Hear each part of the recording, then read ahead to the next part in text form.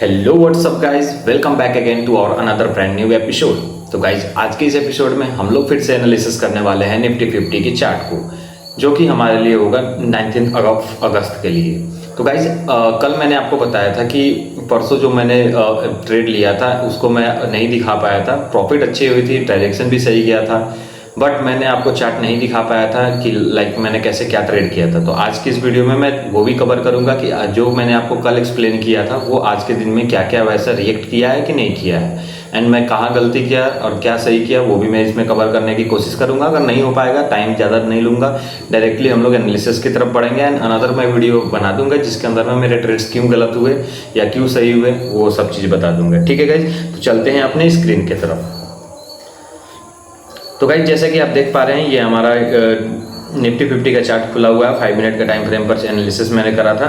So basically मैं आपको सबसे पहले दिखा देता हूँ कि क्या यहाँ पर एनालिसिस था हमारा कल का, एंड फिर कैसे हम लोग ट्रेड प्लान किए थे आज के दिन में और क्या क्या हमने आज ट्रेड कवर किया था।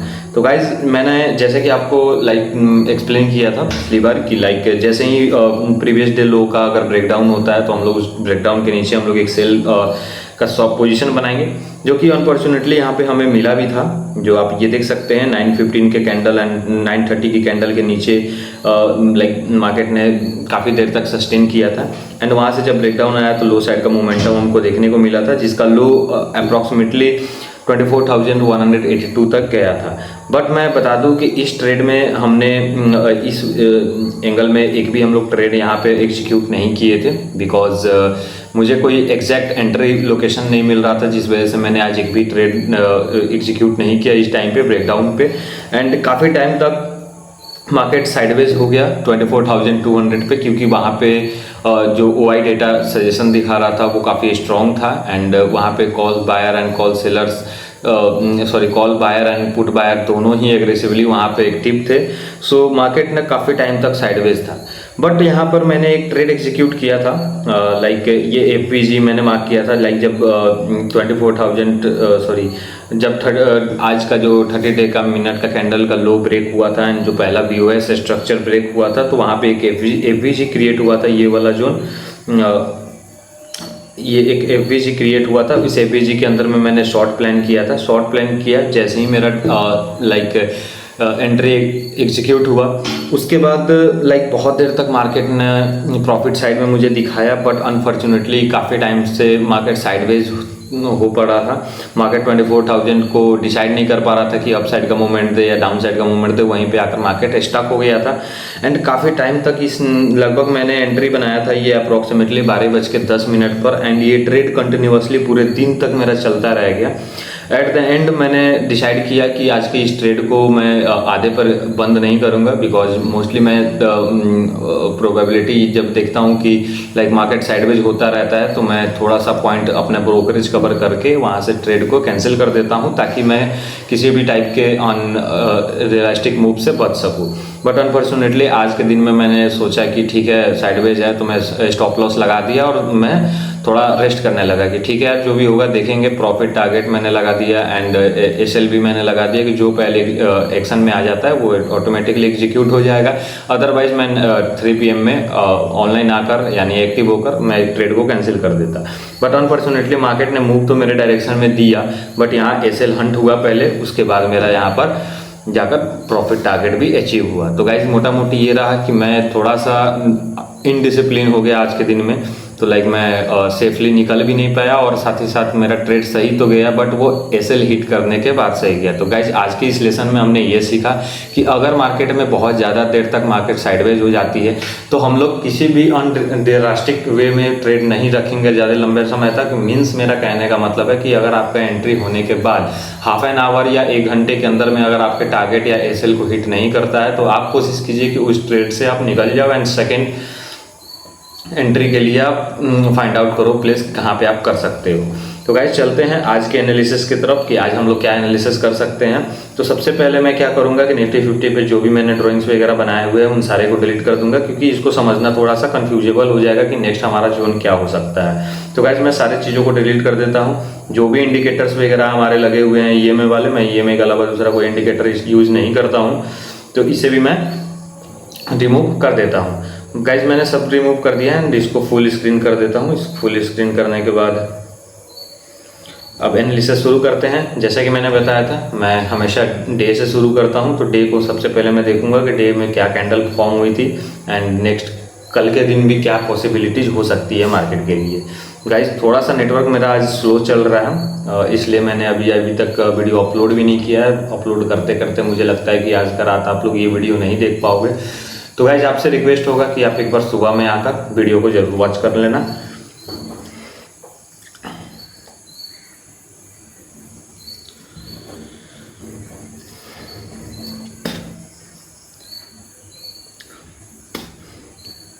तो गाइज देख सकते हो कि आज ये डेली टाइम फ्रेम पर मार्केट का जो मूव है वो पूरी की पूरी बेयरिश दिख रही है कैंडल, एंड सच में पूरी बेयरिश थी। लाइक मार्केट आज क्या कंफ्यूज किया है, लाइक मेरा ट्रेड एग्जीक्यूशन प्लान सब कुछ मतलब आज टोटल का टोटल बर्बाद कर दिया। ब्रेकडाउन तो दिया बट वो उस तरीके से ब्रेकडाउन नहीं दिया जिस तरीके से मैं फाइंड करता हूँ या फिर मुझे कोई एंट्री लोकेशन मिल पाए।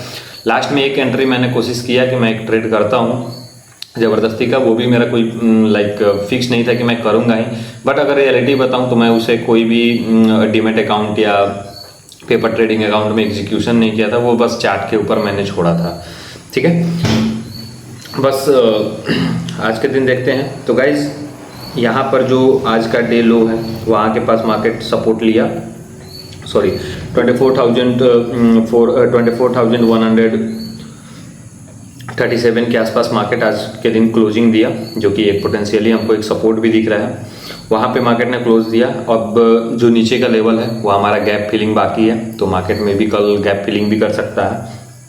तो ये इम्पोर्टेंट जोन हमारे लिए, ये हमारे लिए इम्पोर्टेंट जो रोल प्ले कर सकता है, जो प्रीवियस डे लो भी है और साथ ही साथ एक जो एक गैप था, गैप का भी एक लो बन रहा है। ठीक है, तो ये हमारे लिए कल इम्पोर्टेंट जोन हो सकता है, इसे कंसीडर मैं करूँगा। एंड प्रीवियस डे हाई को भी मैं एक बार कंसीडर करूँगा, बिकॉज प्रीवियस डे हाई जैसे कि मैं बताया कि स्ट्रॉन्ग सपोर्ट और रेजिस्टेंस का काम करता है। प्रीवियस डे हाई, ठीक है भाई। मेरा थोड़ा तबीयत भी ठीक नहीं है, मैं बहुत अनकॉन्शियस फील कर रहा हूँ। सो मैं अगर आज के वीडियो में कुछ गलत बोलता हूँ या मैं वो वर्ड मिसिंग करता हूँ तो उसके लिए मुझे माफ़ करना। तो गाइज आज के लिए पूरा गैप खाली है, ये यहाँ तक का गैप फिलिंग बाकी है। मार्केट यहाँ तक आ सकती है कल के दिन में। थोड़ा अनकंफर्टेबल मुझे हो रहा है। सो गाइज मैं 2 सेकेंड के लिए होल्ड करता हूँ ताकि मैं पानी पी सकूँ, बहुत अजीब सा लग रहा है मुझे।